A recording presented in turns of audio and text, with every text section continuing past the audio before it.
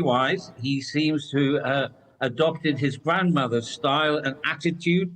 And again, he's lucky again in his marriage. I think she supports him ably despite all the criteria of cancer that she's been through.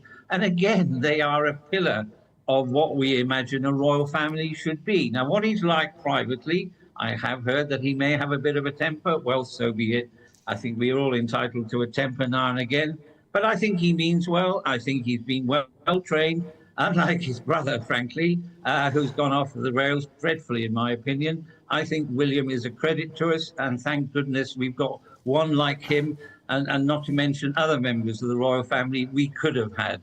And Well, thank goodness this strain is proving quite good as far as I'm concerned.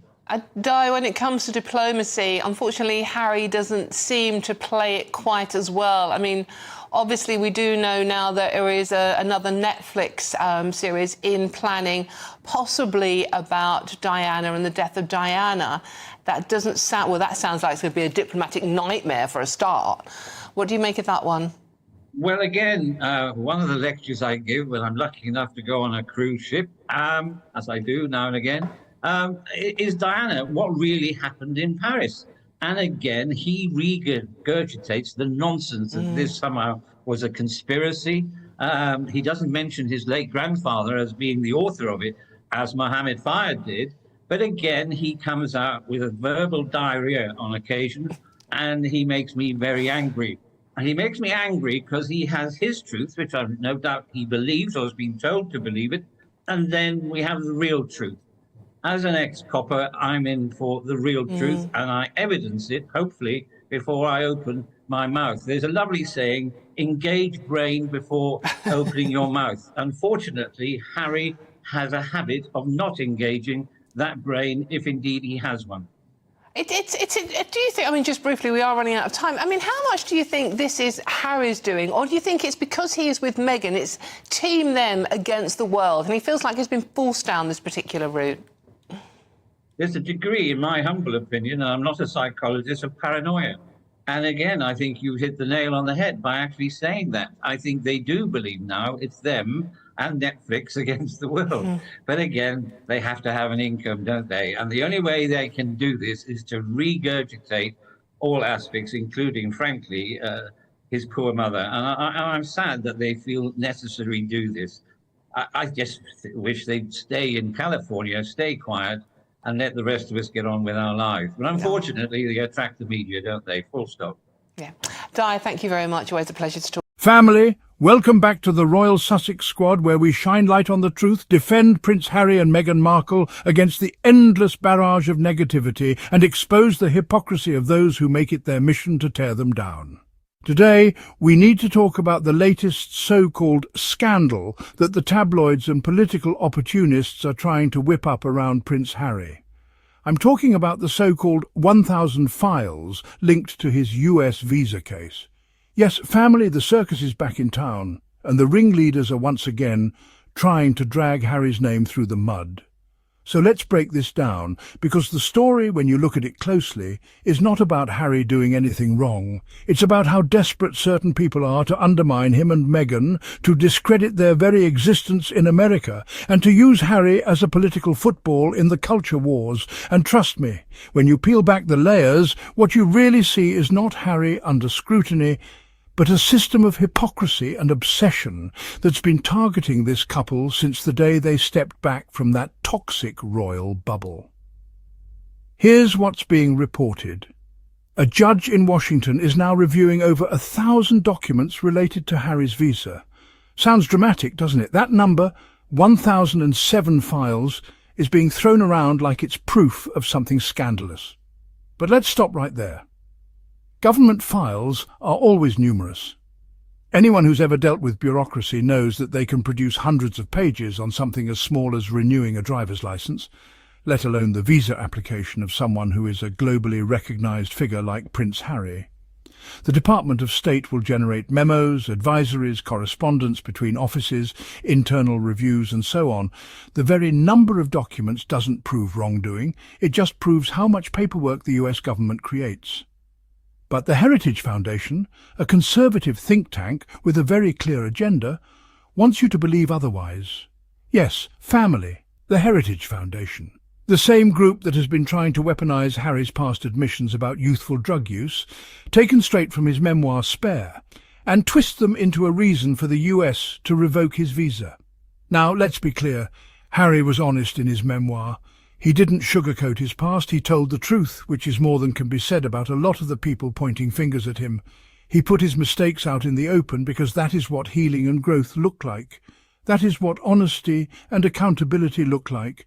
Yet instead of respecting that honesty, the right-wing media and political operatives are trying to turn it into ammunition against him.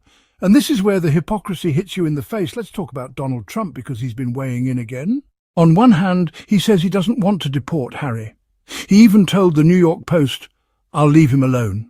But then, in the same breath, he takes a swipe at Meghan, calling her terrible, and suggesting that Harry has enough problems with his wife. That right there tells you everything you need to know. It's never really about the visa, is it? It's about attacking Meghan. It's about painting her as the villain, the manipulator, the so-called problem in Harry's life. This is the same tired, racist, misogynistic narrative that the tabloids in Britain have been pushing since Meghan first entered the royal scene, and now it's being echoed in the US by Trump and his allies. Family. Do you see the pattern? Harry is constantly used as the punching bag in a proxy war against Meghan. Every headline about him is really about her. The heritage lawsuit, the court cases, the speculation about deportation, it all circles back to trying to delegitimize Meghan and her marriage to Harry. They want to send a message: you don't belong here, we will hound you until you break. But Harry and Meghan have not broken. They are thriving. They are building businesses, raising their children, contributing to causes like Invictus, Archewell, and women's empowerment. And that resilience drives their detractors absolutely mad. Now let's talk about these documents. 217 from the Secretary of State's office, 517 from the Bureau of Consular Affairs, 271 from the Office of the Legal Advisor, and a few others sprinkled in. The media are salivating over these numbers. They're saying this shows Harry is being closely monitored. But monitored by who? The government monitors everyone who's a public figure applying for a visa. That's just standard procedure. There's no smoking gun here. The judge will review them. And at the end of the day, most of it will never see the light of day because visa records are confidential. That's the law. And yet, the Heritage Foundation wants to override that law because... why? Because Harry wrote Spare? Because he's married to Meghan? Because he had the courage to say no to a family that treated his wife and children with cruelty? Let's be very clear, this is harassment. It's political harassment disguised as transparency. And while they're going after Harry, you have actual public officials, politicians and celebrities in the US who have admitted to much worse, who face no such scrutiny. The double standard is glaring. Harry isn't running for office. He isn't lobbying Congress. He isn't trying to pass legislation. He's a private individual, a father, a husband and a humanitarian. And yet his private immigration records are being dragged into the political arena because of who he married and because of the truths he told about the British monarchy. And I want to touch on this idea that Harry's honesty about drug use should somehow disqualify him from living in America. That is laughable when you think about the countless Americans, including politicians, who have admitted to the same thing. Barack Obama, George W. Bush, countless senators, governors, even Trump himself has faced accusations of drug use. But suddenly, when Harry admits it openly in his book, it becomes a scandal that supposedly warrants deportation. Family, please. This is selective outrage. This is targeted persecution. The bottom line is this. Prince Harry has done nothing wrong. He is being used as a distraction, as a talking point, as a way for tabloids to sell papers and for political think tanks to score points. But they will not succeed in tearing him down because Harry and Meghan are bigger than their lies. They are global figures, beloved by millions. And most importantly, they are authentic.